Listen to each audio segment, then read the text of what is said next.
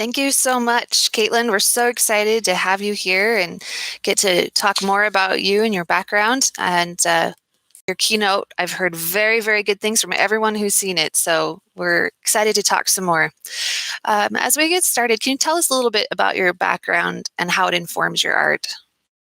My background has quite a few different influences. My main love started with graphite, pencil work. That's where I feel most comfortable. And it's where I stuck for a long time. And using that along with nature and animals really started to influence how I was designing my dragons and how I wanted to have my work perceived. It's something that I had tried to do on my own a lot of the times, like when I was first starting to work on artwork. I didn't seek any help or guidance, usually via reference, and it really caused a issue with my skill set and not being able to progress. So by taking my love of animals and different experiences that I had growing up, like with owning horses and reptiles, I would use those to influence my artwork. Much more so, I would say, than anything else, on top of my love of fantasy, with books, movies, etc. Wonderful. And for those viewers who might not have seen your keynote and your other panels, can you tell us a little bit about the type of art you create? I create mainly fantasy illustrations, ethereal dragons, just scenes that I would love to be able to go and visit. Just beautiful, magical places with very personable dragons, you could say. I love the emotion your dragons seem to convey as well. Can you tell us a little bit about your process in designing your dragon, since you have no reference material for a real dragon? Tell us a little bit about your creative process there. Thankfully, all myths, including dragons, usually start somewhere. Something happened, and it just kind of chain of reaction as things go on and the story is told and retold. You add embellishments, you add details, but there's usually always something that started it. And for dragons, a lot of the times it's the fossils, it's the dinosaur bones, it's all of these other mysterious creatures that have been found that I use to build up my dragons. So I know that in nature, we have predators. So I will look at predators to inform how my eyes are going to sit on my dragons, the muzzle shape. For getting more personality into my dragons, I definitely use dog faces. Dog faces are extraordinarily expressive. So I take usually a whippet or a greyhound. I also use them as inspiration for my unicorns as well. By using things that are already in nature, are real, and pulling from those aspects of different creatures, I can really make my dragons come to life.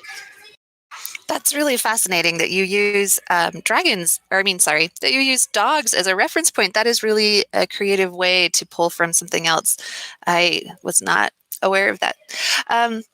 What do people need to know about you and the way you create in order to understand and appreciate your artwork? I am very much an optimistic person. I've persevered through quite a few challenges. Like a lot of you watching now, there's always going to be something that can make you not want to look at the positive side. And I find that I can find something good even out of something bad that has happened. by expressing that in my artwork and using my spirituality and how I view the world to make my artwork more me, basically, by using those experiences and those positive and negative aspects. I can create a more rich and vibrant piece of work. Thank you. Do you have any examples you'd like to share with us of that?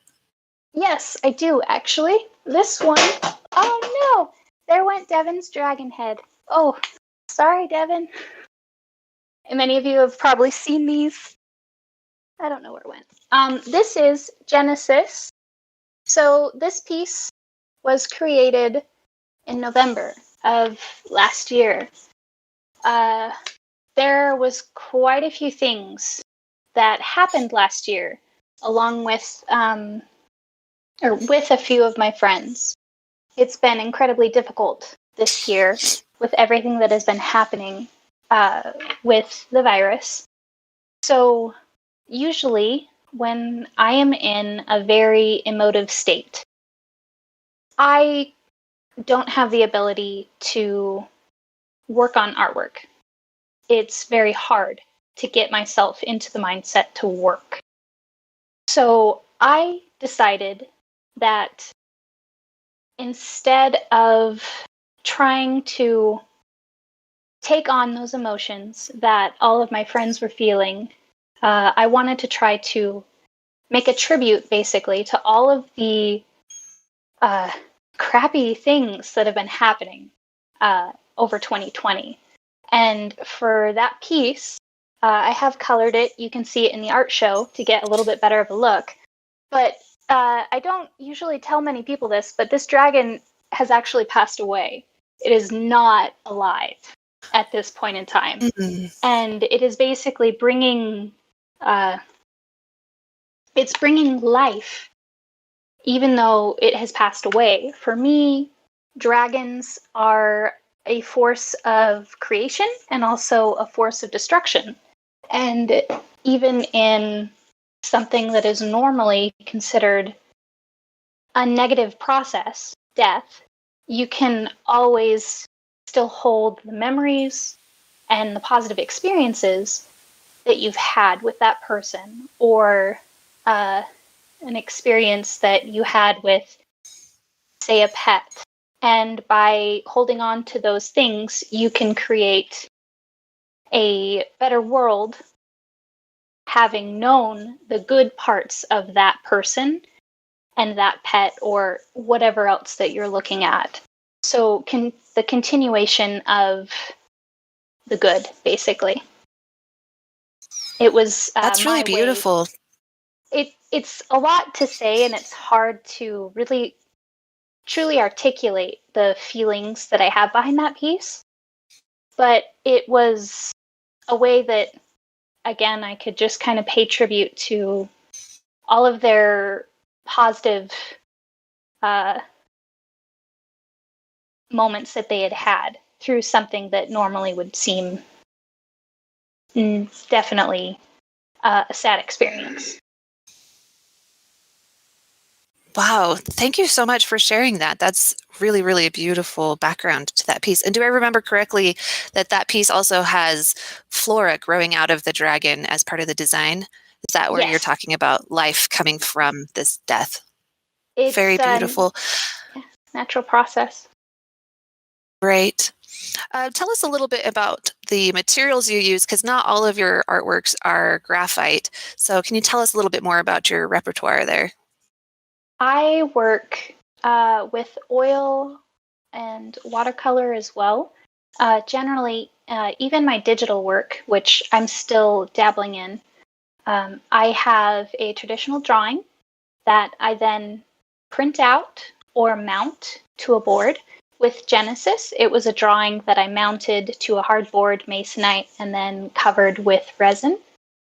With my oil paints, sometimes I'll transfer it, or sometimes I'll just do a paint drawing, kind of like this one right here. This is a dire wolf that I'm working on for the Museum of Ancient Life, or rather at the Museum of Ancient Life. So this is my Brunei, which is an underpainting in oil that I can then add colors onto on top, which is a lot like my digital art process. I will take it, finish it out in the value stage, and then add color with transparent colors, basically, and then add opaque on top to finish it off. Beautiful. Very nice.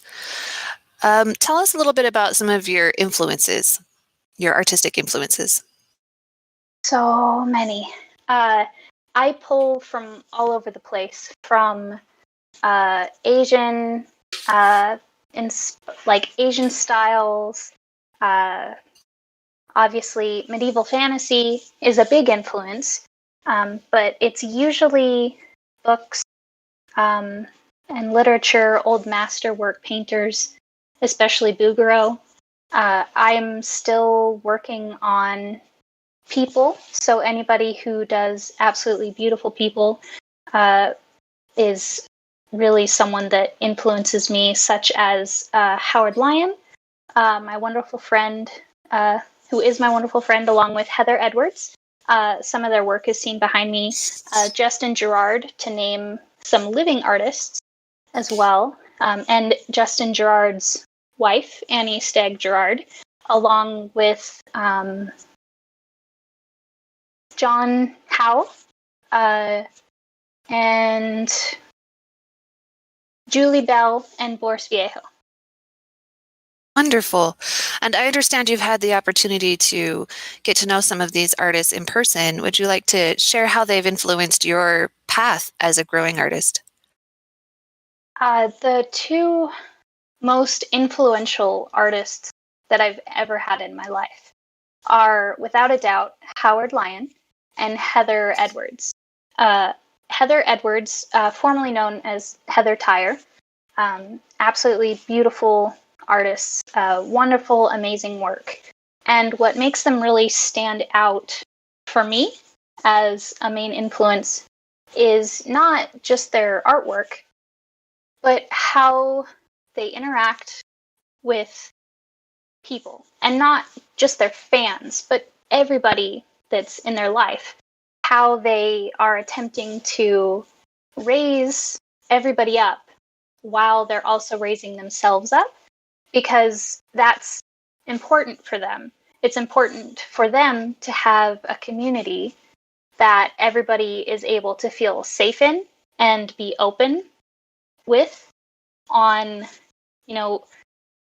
just about anything, to make sure that the more everybody knows, the better we can all be treated in the industry, basically. Wonderful. Thank you. How does your art creation and art making in general impact the other parts of your life? It is something that really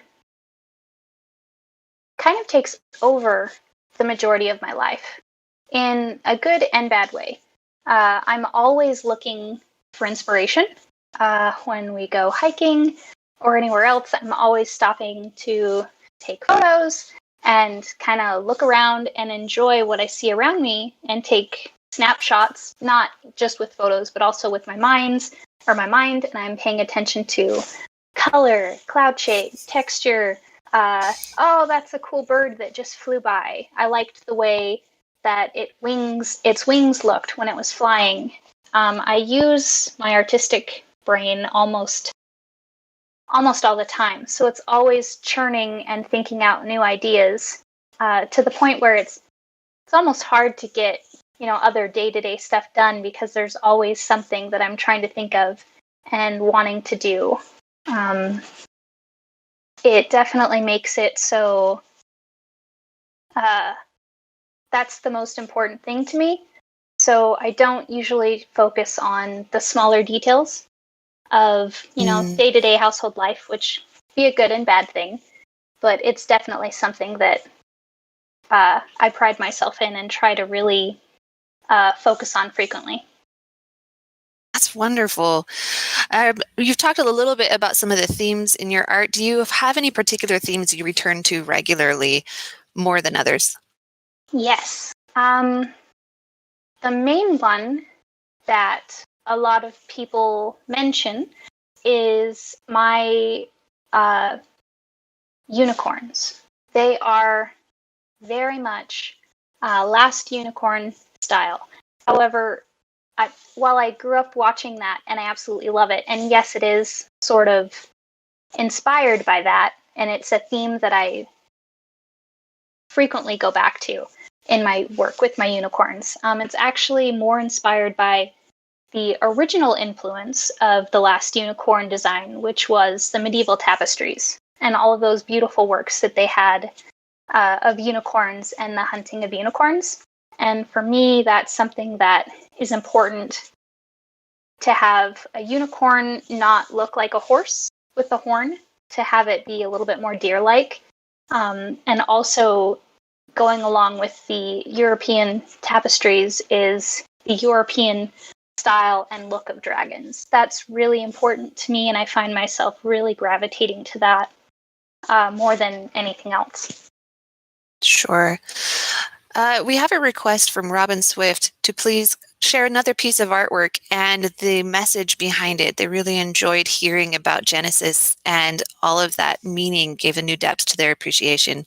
So can you talk about some of your other artworks and what you would like viewers to know about it or think about? One piece that stands out would be Ascension of Hera. And that piece was done at a very, very challenging time in my life, kind of like Genesis. When I'm going through transitional periods, that's usually when the majority of whatever I'm feeling inside will make it into the illustration that I'm trying to do. So in 2016, the very end, beginning of 2017, I was actually laid off from my job. And we ended up just kind of, my husband and I, we ended up trying to do the full-time freelancer. I was like, okay, well, this is actually the piece right here. We decided to just have at it and go full-time freelancing. And I was like, okay, I'm going to make something, and I am going to submit it to Spectrum. And at that point, I hadn't submitted, or I had been submitting to Spectrum for probably 6 years prior. And I kept not getting in, but I decided to really push and work on that piece. And she kind of embodied everything that I felt I was searching for, but couldn't quite find. The name that she has, she's also a main character in my anthology, Dragons Kill with Fire, but her name has no direct translation from Welsh, and it's a feeling of homesickness or loss, or a feeling of not being able to return to something that you find comforting, or just the thought of like not being able to ever go back. And for me, I never wanted to go back to a full-time day job. I wanted to find a home with creating my illustrations and being able to do what I knew I was meant to do. And so I just channeled that all into that piece, and thankfully it was actually accepted to Spectrum. I believe it was Spectrum 25. And the more I find myself putting myself into my work, it's hard to do intentionally. Usually it's done more subconsciously than anything else. But the more I do that, the greater chance my artwork has to speak to someone. I just want it to resonate with them in a sense that it makes them not feel so alone, basically. That's really beautiful. Thank you for sharing that. I understand in your keynote you mentioned overcoming some challenges in your journey to becoming an artist as as accomplished as you are now. Can you tell us a little bit about that for those viewers who were not able to see the keynote? Of course. I actually ended up, this is a little bit more in depth than it was in the keynote, but I actually had a very severe car accident on I-15 back in 2010. Then I had a stroke about a year later, but during that year, I'd also had quite a few mini strokes. I began stuttering, not having full control over my hands. It was a lot of stuff all at once, but I ended up having a stroke in my cerebellum, and I had to relearn how to walk properly, speak, do artwork. It ended up taking me back probably, I think it was about 10 years in my artistic growth, or my artistic level, basically.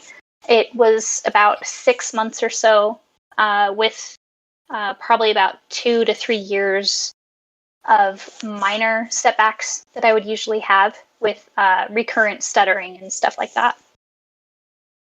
Wow. How did you overcome that challenge of regaining your motor skills? I mean, your work is just beautiful. You would have no idea that you've had such a rocky path to create what you do. It just looks stunning. Thank you. I really was extremely lucky with where my stroke happened. A lot of people aren't quite so lucky. So with me, it was just perseverance and continuing to create. If I had stopped working on my art, I would have potentially lost that skill. So it's all about knowing, in myself, I knew that that was what I was meant to do. And it was worth continuing to pursue. So shortly after that, I think it was 2012, I got part of the grant that they were doing for, oh my gosh, I can't remember what exactly it was called, but I got in through vocational rehab because of my stroke, and they helped me with my tuition and my books, and I ended up going and getting my applied associates in animation. And that's something that also kind of helped drive me to want to get better and at least kind of return to the skill level that I was prior. Wow, that's quite the journey.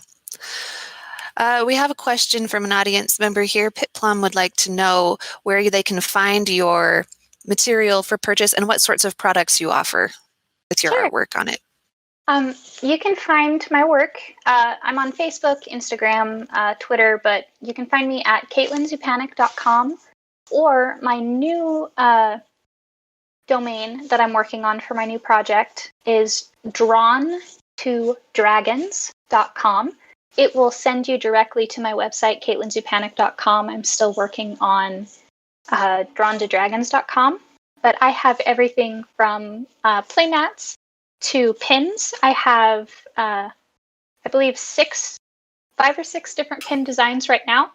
I also have prints for $25 and $45, or 40. I can't remember exactly. My husband usually takes care of the pricing on the website.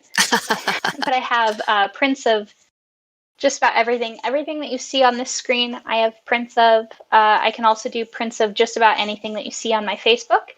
If you see something that you like, I do make my own prints, and they're all hand cut by me. And it's a beautiful archival print that is guaranteed to last at least 100 years, if not more.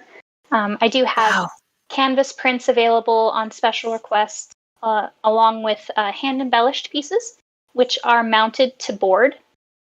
It's the beautiful print that I had mentioned before that I mount to a board, but by hand. I do that, and then I also embellish it on top, so it looks like an original painting. Wow, that sounds stunning. We have another question from Aline Locke. She says one of her favorites is the Cosmic Seas piece, and she would love to know more about your creative process behind it and the message you would like to have conveyed through that piece. Sure. That piece, I was actually, this one right here, Cosmic Seas, I found the most beautiful photo of a whale swimming. And it was such a unique photo that I had never really seen before. It was a unique angle. And oftentimes this is kind of where I get my inspiration for pieces, is I'll be looking at a photo and I'll be like, well, that's a dragon. I mean, that's obviously a dragon. I'm just going to make it a dragon. So I made it a sea dragon. And it was, the story behind it wasn't really clear. Oftentimes, as I create more and more illustrations, they kind of tie together and make a story for me. With that one, as I was creating all of these other mythical creatures, I was like, well, narwhals are basically the unicorns of the sea. So for me, they're going to be, they're going to kind of play the same role that the unicorns in my universe do, which is helping to gather messages and helping the dragons basically kind of run the place and help make sure that everything is going smoothly. So I wanted to show that the unicorns, the narwhals, were kind of flocking and surrounding this dragon, and I wanted it to show deep, deep sea. Like, oh, gone now, but I wanted to have it be deep in the ocean to where it was almost like space. So it was basically like a whole nother world with all of these star points. And instead of them being stars, they're actually bioluminescent organisms, like little algae and stuff like that, that are making underwater basically look like a starscape and showing a different view on what it would look like if you were actually very, very deep in the ocean. Wow, I love that. Thank you so much for sharing that. Oh, we have another question about your signature. It's very unique in style. It kind of looks like runes. Can you tell us what inspired you to adopt that as your signature? Sure. That was actually an adoption due to my stroke. I was unable to write. I still don't have the stamina to write out a lot of handwriting. Handwriting and artistic art. Oh my goodness. Handwriting and drawing are two separate skills covered in two different parts of the brain. And my handwriting was severely diminished. I couldn't write at all. Like I'd start to do like half a sentence in and I was not able to continue. So I was like, well, crap. This is really hard to sign my signature because my signature flows a little bit more into my artistic side. So I decided to create a stamp that was my last name in Long Branch runes. It's not really a direct translation. I did take some liberties with it, but it created a good way for me to brand my artwork. It is so unique that when people see it, they'll know, that's mine. And that was kind of another little happy accident that I ended up doing to try to compensate for the stroke.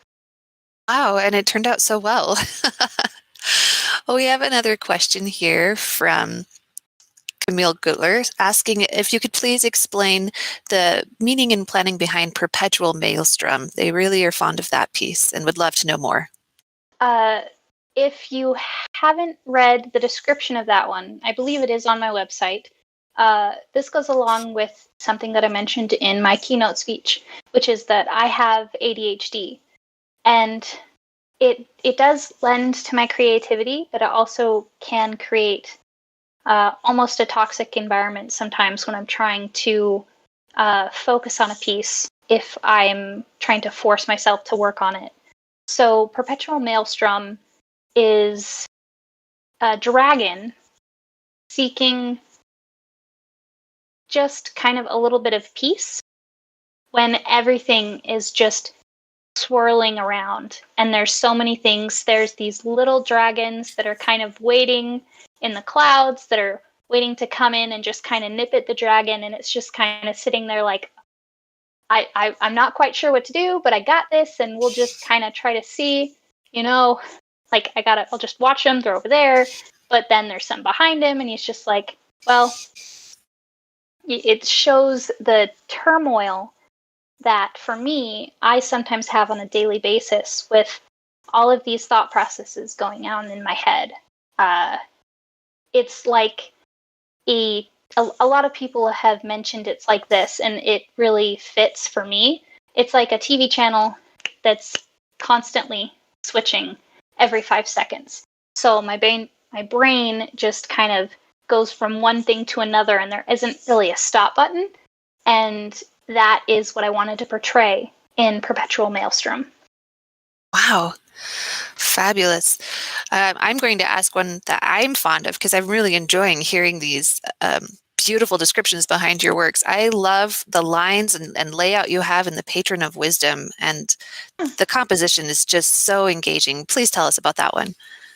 That one was done for the 78 tarot card deck I'm working on that's due tomorrow, actually. So it's something that I've tarot card art.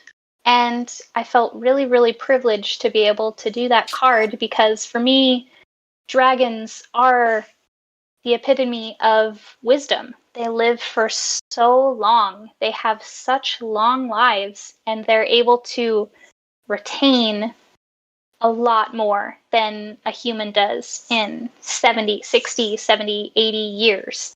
So they have all of these banks of experiences.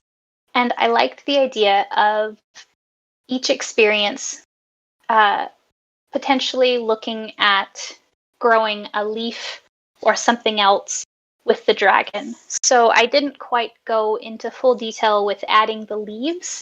It kind of has a little bit more of a backstory with that, but I wanted to show that knowledge will compound upon itself.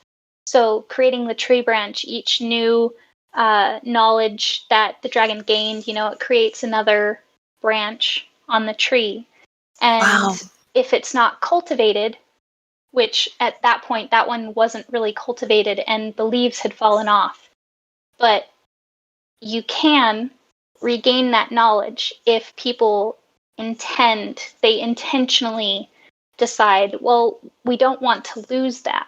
We're going to keep it. And so you start seeing the worshippers. You see a single worshipper, starting to bring the tributes to the dragon. So by doing that and actually, actively working on something, you can come back from whatever it was that you were trying to do or to relearn whatever it is you're trying to relearn. That's beautiful. I absolutely love that piece. That's so fascinating. I think I could look at it forever. Tell us, what was one of the more difficult pieces you've created and what made it so difficult? And then how did you overcome those frustrations or challenges? Basically, anything that I am not feeling inspired to work on. It's really hard. I had such an inspiration to work on Ascension of Goliath and Ascension of Hireth when I originally created them. But I was recommissioned to paint them in oils at 8 feet by 4 feet. Oh my goodness. There was 2, and that was part of my learning process and my growth last year to get to the point where I felt comfortable working on them. They had already been like 6 months when the pandemic hit. And so then the pandemic hit, and it's like, I really kind of don't feel like trying to work on these. Like, I'm not in the headspace to do it. So trying to grow my mind and figure out, okay, what's actually preventing me from working on these right now? Okay, well, it's the pandemic. So turn off the feed, turn off Facebook, meditate. A lot of times I'll try meditation and just try to ground myself or reset by going and doing something outside for a little bit when it was nice and warm. And by finding little ways that I could kind of trick myself back into the creative process I was able to finally finish those pieces about a year later. I had quoted that they would take 6 months, and they took just over a year to actually finally get them installed and put in their forever home. That's probably the biggest challenge I've ever had to face. That is such a large piece to create as well. Is it someplace that's publicly accessible that viewers can find, or is this in a private collection? It is in their warehouse, their front entry, where they are hopefully eventually going to have a storefront. I have not heard from the commissioner yet if the storefront is open or not yet. I'll definitely see if I can announce that whenever I do hear about that, though. All right, thank you. And how was it? You mentioned that these were recommissioned. So what were the sizes of your originals on these two pieces? The original of those two pieces were 12 by 24, which is the same aspect ratio as the harpy behind me. Wow. And how was that to recreate something you had created before? Did that, do you think, made it more difficult to complete the commission, or was it easier mentally because you had already found a successful formula for this particular piece? How was that for you as a creative person? Enjoyed it because I did already have the colors and everything laid out. I knew what worked.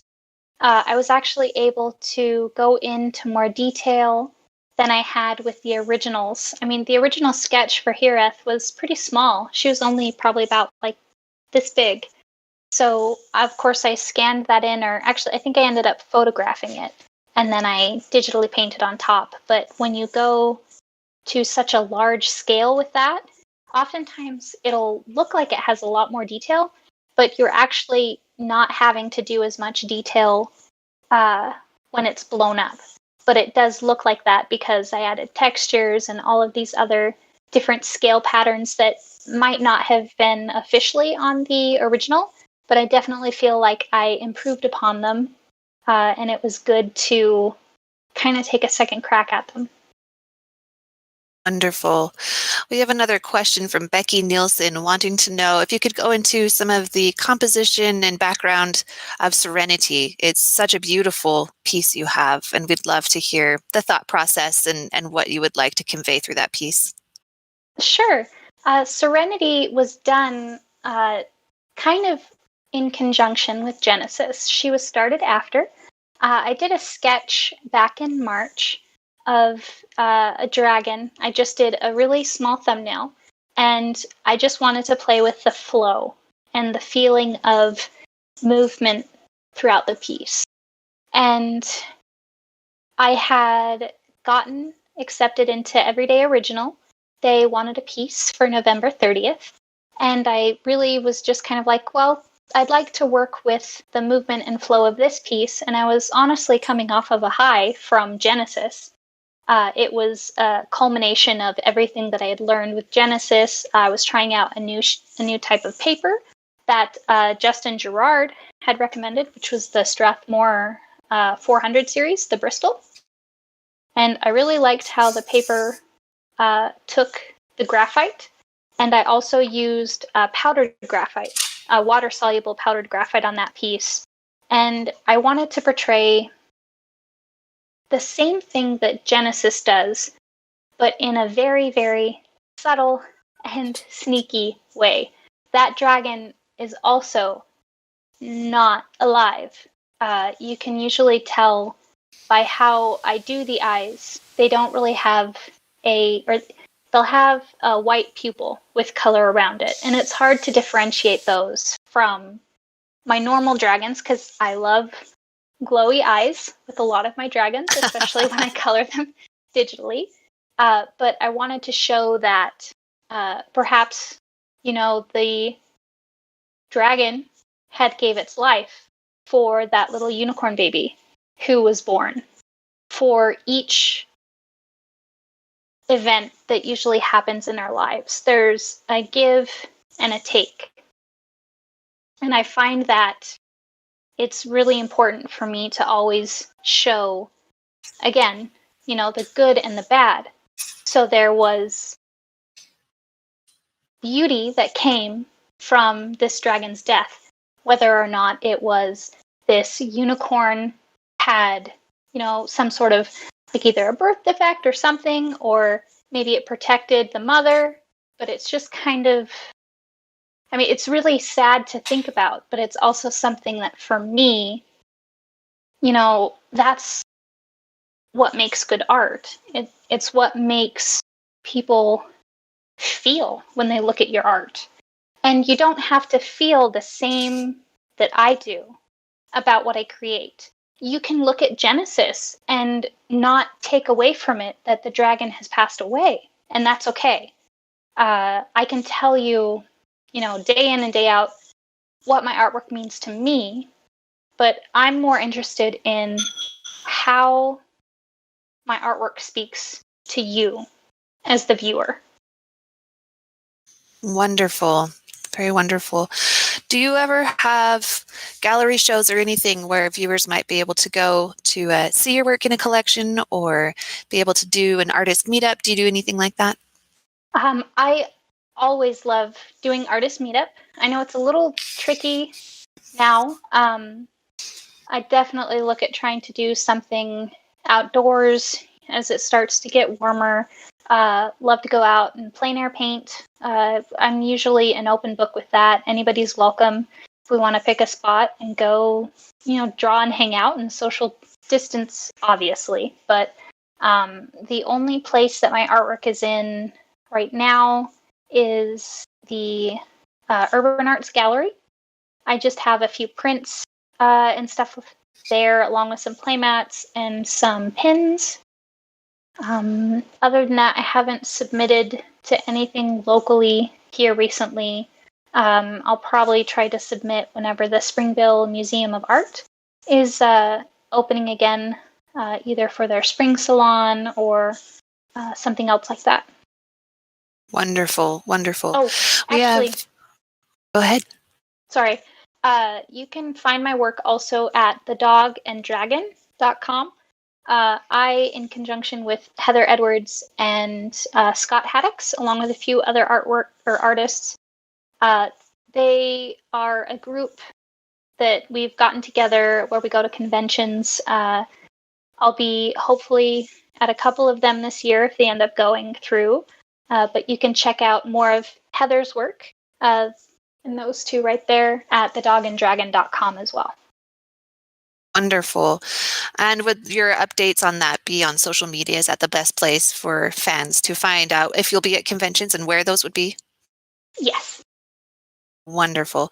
We have just about 5 minutes left, and I just wanted to open it up. Is there anything else you would like to share with us? Just whatever you would care to share about your interests outside of art or anything. I definitely recommend kind of making time for yourself, especially if you're a creative person. You do not have to create 24/7. I'm feeling overwhelmed trying to create, just one piece a week. However, Heather Edwards does, one full, gorgeous, beautiful, gigantic painting a year. And there's different levels that you're going to be creating at. And it's important to not think that you have to create every week or every day just for the sake of creating. Of course, you want to hone your skills and try to work on sketching and all of these other things, but also take time to reset yourself. Go out, take a hike, walk, do another hobby. Keeping that time that's strictly not for art will benefit you in the long run with your creative process. I love that. That's such great advice. I have another question, actually, since we have time. Can you tell us about how long it takes to create one of your pieces? I know that, it was a year for those gigantic ones you were doing, but for your smaller pieces, what sort of timeline do you usually find yourself working in? If I'm really liking the piece, like Genesis or Serenity, it can be done very quickly. Again, Genesis, I think, was 3 or 4 days, and it was done. Probably total work time, maybe 3 days. I did take a little longer because I was working on the resin. Digital illustrations like this, usually 20 to 40 hours, sometimes maybe 60 to 80. However, I have been able to cut that time down by doing it in black and white first to get the values, and then I add color on top. And that'll really speed the process for me personally to try to get something done quicker. Wow, I love that. All right. Do you have any other pieces you would love to share your experience on creating, since we have just a couple more minutes? Let's see. I'm trying to think. Lilith, right here, she is a character that's thought of as being purely negative. Lilith has a lot of negative feelings, ties, stories associated with her. And a character that has horns, piercing, fangs, stuff that would make people averse to her, just avoid her. However, she is one of the sweetest characters that I have in my anthology series that I'm creating. She's often judged by her looks rather than her actual actions and what she does for people. And I see that a lot throughout my life and on media and everything else like that. And for me, it's important to not judge a book by its cover. Same with the dragons that I create. Usually I'm not creating a vicious or mean-looking dragon, but just because they do have scales, they have fangs, claws, spikes, they're seen as something negative rather than someone actually attempting to figure out what lies beneath all of that. Wonderful. We actually have another question from Karen Pinson. She would like to know if you could talk about diplomatic difficulties. That piece you made, it looks like it may have fairies or something included with the dragon. I'm going to post a copy of it in the chat so viewers can see it. Diplomatic difficulties was fun because I actually used one of the little Popo Spinosaurus toys as my reference. I added lighting and I took a photo of it and I used that to make it, and it kind of just started as a little study. And then I ended up, trying to add a few things to it, and I was chatting with some of my friends, and my friend Kelsey Rice ended up being like, what if they had like fairies and they had like little leaves, and it was like all of these little fun things, and we just kind of went back and forth with all of these cute little ideas that we had. And I was like, well, I can see that. I can see how, he's looking, that one right there, he's looking really kind of like, what the heck? I'm on this diplomatic mission to the fairies, and he has to go through all of these social customs that are fit for itty bitty little fairies. And he's this huge dragon. So it's raining. They're supposed to hold a leaf over the dragon and be like, hey, I'm trying to do my, diplomatic duty of performing my actions, but you can't really cover a dragon with a leaf. I love that story through that. Thank you. Is there anything else you'd like to add before we wrap up tonight? No, I'm really, really pleased and honored to be a guest of honor for this, and it's always a pleasure. LTUE is hands down my favorite convention. Well, thank you so much for joining us, Kaitlund. We really have loved having you here, and you've been a delight to work with, and your art is definitely stunning and inspiring.